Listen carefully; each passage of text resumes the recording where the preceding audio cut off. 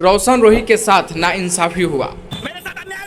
गाने की शूटिंग देख लग रहा था कि रोशन रोही अब खेसारी लाल यादव को मगही में नचाएंगे, लेकिन एकदम इन्होंने वक्त बदल दिया, जज्बात बदल दिए। पूरे गाने में रोशन रोही को सिर्फ साइड रोल ही दिया गया, मेन रोल तो खेसारी लाल यादव।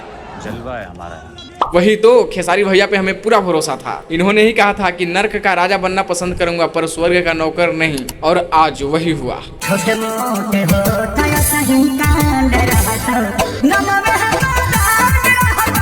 नम में बरांड रहतो।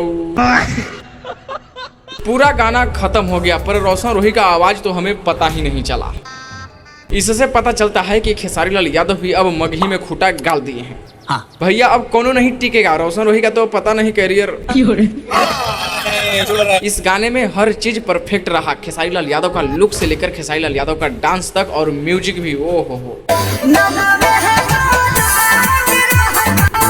बाकी कोनो कमी तो न रहल खेसारी लाल यादव के पहला मगही सॉन्ग में। आप लोग के कोई कमी दिखल कमेंट में बताओ।